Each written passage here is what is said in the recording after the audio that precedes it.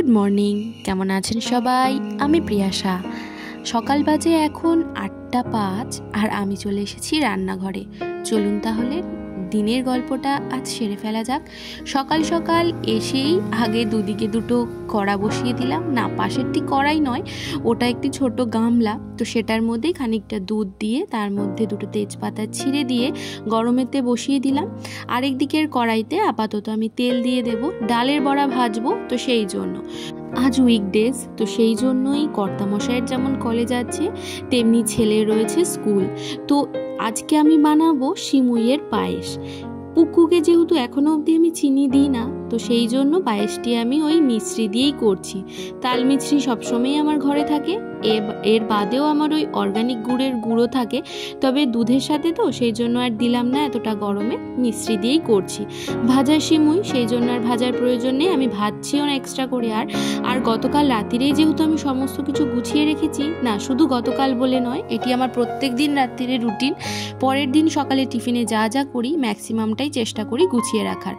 তেমনি লাউটাও গতকাল রাত্রিরেই কুড়ে রেখেছিলাম, আজ সকালে ফ্রিজ থেকে বের করে দেখছি তার অবস্থা বেহাল, কালো হয়ে গিয়েছে। কিন্তু কিছু করার নেই, আমার পক্ষে সকালে উঠে এত কিছু সামলানো সম্ভব হয়ে ওঠে না। কাটাকুটি বাটাবুটি রান্না তো খানিকটা সামলে রাখতেই হয়। তো আজ সকালে মাছ নিয়েছিলাম, তো ভাবলাম মাছটা ধুয়ে রেখে যাই, তাহলে বড় মার খানিকটা সাহায্য হবে।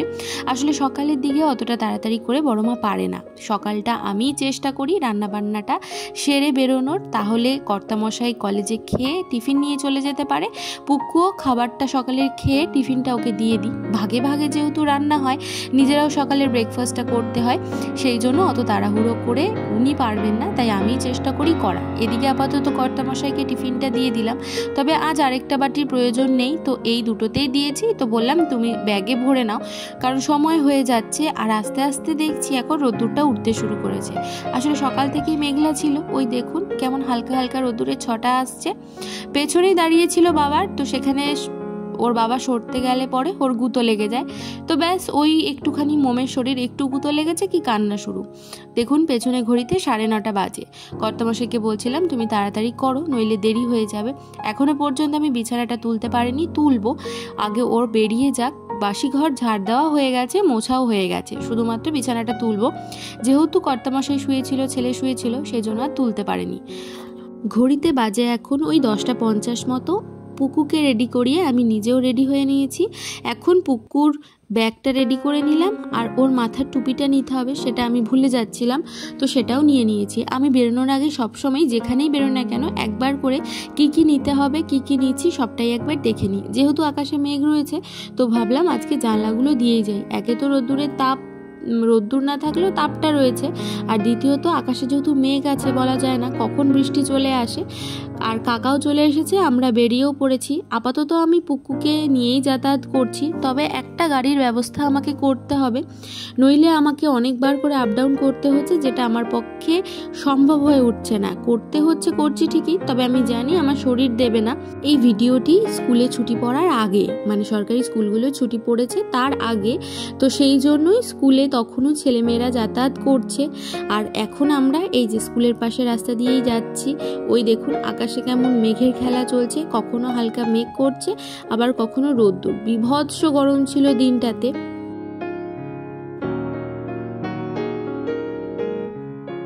মা ছেলেতে মিলে চলেছি। আমাদের আরেকটু পরে বেরোলেও হয়, তবে কাকা ওই 11টাতেই আসে। কাকার আবার পরে অন্য ভাড়া থাকে, আমাদের পাশে যেহেতু স্কুলের ভাড়া নামাতে আসে, তো ওনার সাথে একবারেই বেরিয়ে পড়ি। তবে গিয়ে ওই খানিকটা টাইম দাঁড়াতে হয় প্রত্যেক দিনই। আমরা প্রায় স্কুলের কাছাকাছি চলে এসেছি, আর প্রত্যেক দিনই এই স্কুলে যাওয়ার পথে পালবাড়িটি আমার চোখে পড়ে। আর এ তো আপনাদের আগেও বলেছি, এই জায়গাটি আমার অত্যন্ত প্রিয়। পরপর সারি দেওয়া সব গাড়িগুলি রয়েছে। আজ ভাবছি একবার গাড়ির সাথেও কথা বলবো, কারণ আমাদের ওদিকে ডে টাইমে খুব একটা বেশি গাড়ি নেই, সেই জন্যই আমাকে খুঁজতে হবে যে পুক্কু যেহেতু ওর ডেতে স্কুল, তো ও যখন বাড়ি ফেরে ওই সময় কোনো গাড়ি আছে কিনা সেটাই আমাকে আজকে খোঁজ করতে হবে। তো দেখি, এখন তো মনে হচ্ছে মর্নিং শিফটের যে বাচ্চারা বেরিয়েছে তাদেরকে নিয়ে চলে যাচ্ছে ওরা। দেখি, পারলে অপেক্ষা করব।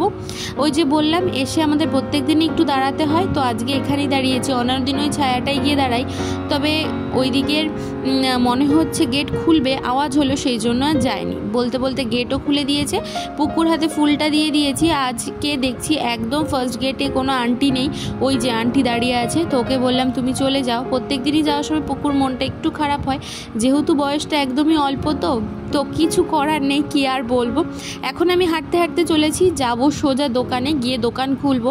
আর এইখান থেকে আমার দোকান খুব একটা বেশি দূরে না, তো সেই জন্য এখান থেকে আমি আর টোটো নিই না, জাস্ট এইখান থেকে ওইটুকু যাব, তাই হেঁটেই চলে যাচ্ছি। আর যাওয়ার পথে একটুখানি মন্দিরে প্রণাম করে তবেই যাব। আর এই হলো মন্দিরটি, যেটিতে আমি পুকুর জন্মদিনে প্রত্যেকবার এসে থাকি। আর প্রথম স্কুলে যে কদিন আমরা বসেছিলাম, বসে বাচ্চাদের নিয়ে গেছি, সে কদিন তো এখানেই বসেছিলাম। চলে এসেছি আমি দোকানে, আর এসেই শাটারটি খুলে ঘরটা ঝাড় দিয়ে এখন আমি ঠাকুরকে একটু ধূপ দেখাবো। তো সেই জন্যই ধূপটা পারছি। এটা আবার চেয়ারের ওপরে উঠে পারতে হয়, কারণ অনেকটা উঁচুতে যেহেতু ঠাকুরের জায়গাটি, তো দেখতেই পাচ্ছেন। তো সেই জন্য ওপর থেকে পারার জন্য আমার তো অতটা হাইট নয়, তাই আমাকে চেয়ারের ওপর উঠেই বাধ্য হয়ে কাজটি করতে হয়। তো এদিকে আমি এখন ধূপটা জেলে ঠাকুরের কাছে দেখিয়ে নিচ্ছি।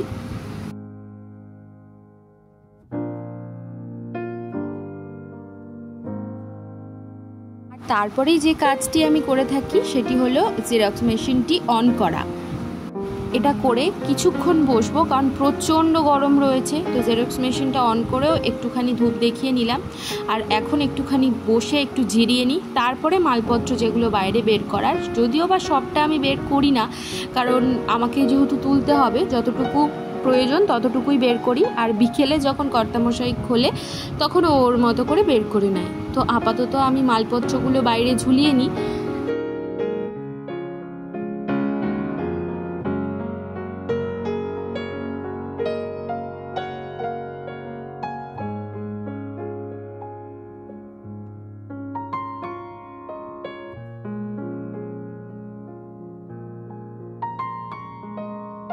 তো ব্যাস, মোটামুটি আমার কিছু জিনিস তো বাইরে ঝোলানো হয়ে গেছে, আর কিছু না কাজ ধরা আছে কর্তামশায়ের, এই যে গিফট র্যাপিংয়ের। তো সেইটাই ভাবলাম খানিকটা আমি এগিয়ে দিই।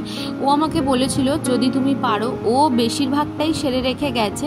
এখন জাস্ট আমি এই যে এইগুলোকে আটকে, মানে পেনের সাথে ডায়েরিগুলোকে সেটে তারপর একটা করে রিবন লাগাবো। তো সেই কাজটাই এখন শুরু করেছি।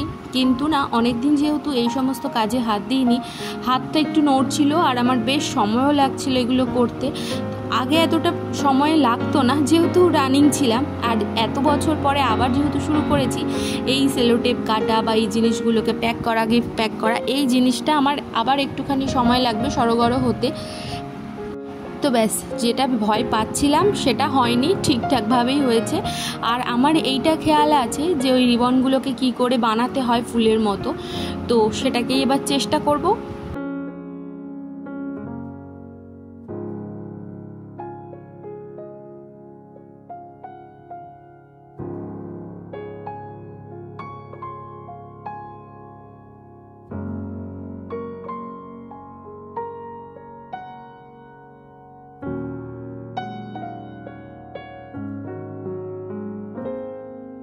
সর্বপ্রথম এটি আমি শিখি আমাদের ওখানেই একটা স্টেশনারি দোকানে, মানে আমার বিয়ের আগে যখন স্কুল যেতাম, তো একটা কাকুর দোকান ছিল, সেখান থেকে স্কুলের প্রয়োজনীয় জিনিসপত্র কিনতাম। যেমন আমাদের কর্মশিক্ষাতে ছিল কি বলে ওটাকে, রুমাল সেলাই করা, বা কোনো গিফট কিছু দিলে কেউ, তখন দেখতাম ওই কাকু ঠিক এইভাবেই রিবনগুলোকে ফুলের আকৃতি দিত।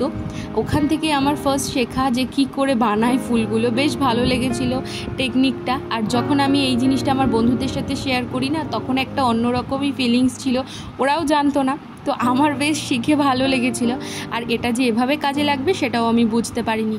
তো যাই হোক, এদিকে এখন আমি চটপট করে কাজগুলো সারি, নইলে অনেকটা দেরি হয়ে যাবে, প্রচুর ডায়েরি রয়েছে।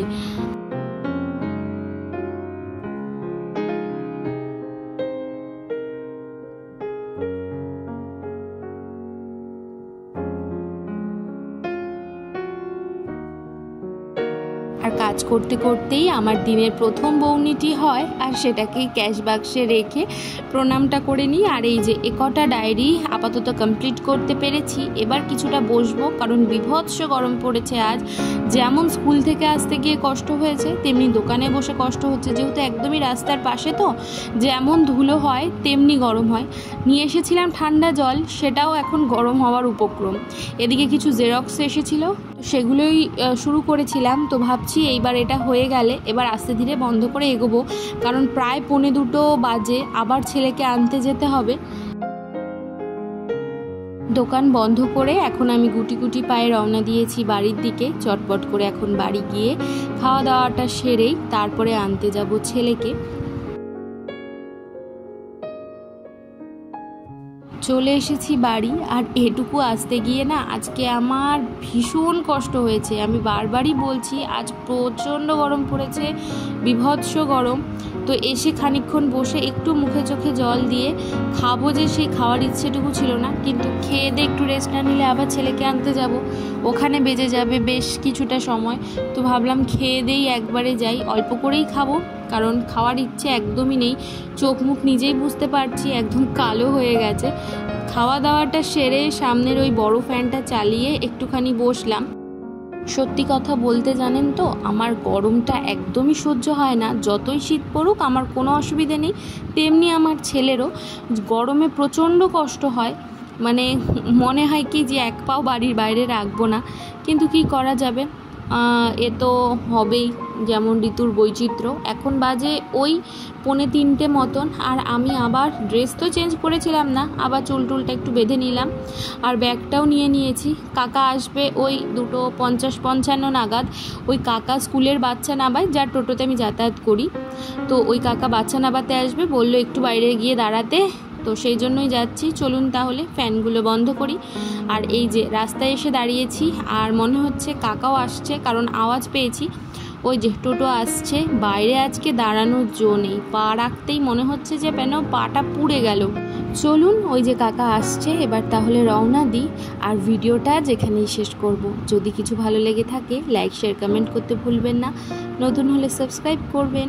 সবাই ভালো থাকবেন, সুস্থ থাকবেন, সাবধানে থাকবেন। আর আপনাদের সাথেই কথা বলতে বলতে পৌঁছে গেছি আমি স্কুলে। ওই যে আমার পুকু দাঁড়িয়ে আছে, ওকে নিয়ে এবার ফিরবো বাড়ি। সবাই ভালো থাকবেন, সুস্থ থাকবেন, সাবধানে থাকবেন। আজ তাহলে আসি।